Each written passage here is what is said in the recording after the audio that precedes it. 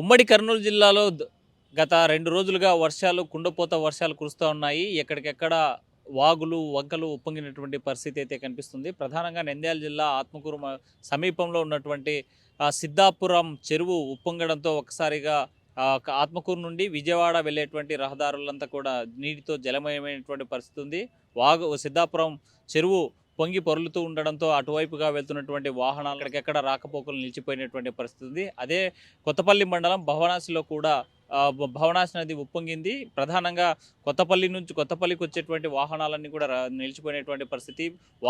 ఒకసారిగా భవనాసి నది ఉప్పొంగడంతో నల్లమల అడవుల్లో ఉన్నటువంటి తాండాలకు వెళ్ళేటువంటి గూడెలకు వెళ్ళేటువంటి మార్గాలు మొత్తం కూడా నిలిచిపోయినటువంటి పరిస్థితి కనిపిస్తుంది. మరోవైపు నంద్యాల జిల్లా మహానందికి సంబంధించినటువంటి ప్రాంతంలో పెద్ద ఎత్తున వర్షం కురుస్తుండడంతో పసుపు అదేవిధంగా అరటికి సంబంధించినటువంటి పంట చేలల్లోకి పెద్ద ఎత్తున వర్షపు నీరు చేరిపోయి ఉన్నటువంటి పరిస్థితి. ఇది ఇలాగే 2-3 రోజులు ఈ తుఫాను ఇలాగే కొనసాగినట్లయితే మాత్రం తప్పనిసరిగా చేతికి వచ్చేటువంటి పంట కూడా నాశనం అయ్యేటువంటి పరిస్థితి. దానికి పీడ పురుగులు పట్టేటువంటి ప్రమాదం ఉందని చెప్పేసి రైతులు ఆవేదన వ్యక్తం చేస్తున్నటువంటి పరిస్థితి అక్కడ కనిపిస్తుంది. అదేవిధంగా కర్నూలు జిల్లాకు సంబంధించినటువంటి బిలగల్ మండలం చింతమానుపల్లెలో తెల్లవారుజామున కురుస్తున్నటువంటి వర్షాలకి 2 మట్టి బిద్దెలు కూలినటువంటి పరిస్థితి ఉంది.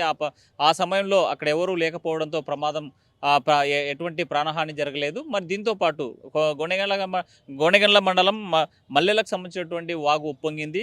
కోడుమూరు నుంచి ఎమ్మునూరుకు వెళ్ళేటువంటి రాకపోకలు నిలిచిపోయినటువంటి పరిస్థితి ఉంది. మరోవైపు మన 2 రోజులు కురుస్తున్నటువంటి వర్షాలకి జిల్లా వ్యాప్తంగా కూడా చాలా ప్రాంతాల్లో పెద్ద ఎత్తున వర్షాలు వస్తుండడం, నీళ్లు ఎక్కడికెక్కడ వాగులు పొంగినటువంటి పరిస్థితి ఉంటే ఆదోని పట్టణంలో మాత్రం పైన ఉన్నటువంటి రామ్జల్లేక చెరువు ఉప్పొంగడంతో స్థానికంగా ఉన్నటువంటి ప్రాంతంలో ఈ ఆదోనిలో ఉన్నటువంటి ప్రధాన లోతట్టు ప్రాంతాలన్నీ కూడా నీటితో జలమయమై ఇండ్లలోకి నీరు చేరినటువంటి పరిస్థితి కనిపిస్తుంది. ఇంకోవైపు అలహరి మండలం గూళ్ళెం దగ్గర వేదవతి వాగు ఉప్పొంగడంతో అక్కడ రాకపోకలు నిలిచిపోయినటువంటి పరిస్థితి అయితే స్పష్టంగా కనిపిస్తుంది. ఏదేమైనా గత 2 రోజుల నుంచి కురుస్తున్నటువంటి భారీ వర్షాలకి ఎక్కడికెక్కడ జనజీవనం స్తంభించిపోయినటువంటి పరిస్థితి ఉంది. రాకపోకలు నిలిచిపోయినటువంటి పరిస్థితి ఉంది.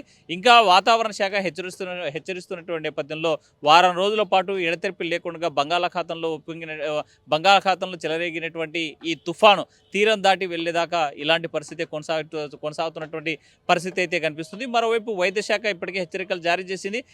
లోతట్టు ప్రాంతాల్లో ఉన్నటువంటి ప్రజలు కానిటువంటి సీజనల్ వ్యాధుల పట్ల అప్రమత్తంగా ఉండాలని చెప్పి వైద్యశాఖ ఆదేశిస్తే, మరోవైపు రెవెన్యూ అదేవిధంగా జిల్లా అధికార యంత్రాంగం నదీ పరివాహక ప్రాంతం ప్రధానంగా ఎగువ ప్రాంతంలో ఉన్నటువంటి మనం తుంగభద్ర నది పరివాహక ప్రాంతంలో ఉన్నటువంటి ప్రజలంతా కూడా అప్రమత్తంగా ఉండాలి.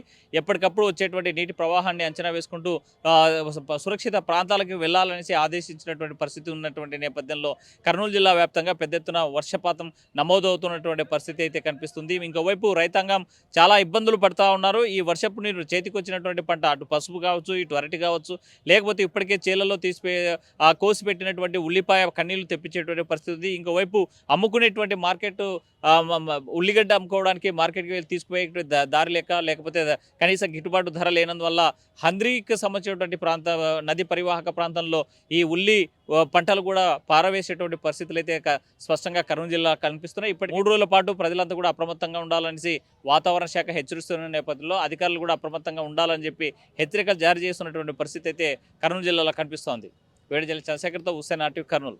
తెలుగులో న్యూస్ కి ఫాస్టెస్ట్ యాప్ ఇప్పుడు టోటల్లీ న్యూ అవతార్లో జస్ట్ 5 seconds లో కంప్లీట్ న్యూస్. సోషల్ మీడియాలో ట్రెండ్స్ కి one stop solution. Live TV app voice search option తో ఇప్పుడే డౌన్లోడ్ చేయండి లేదా అప్డేట్ అయిపోండి. యాప్ లింక్ డిస్క్రిప్షన్ లో ఉంది.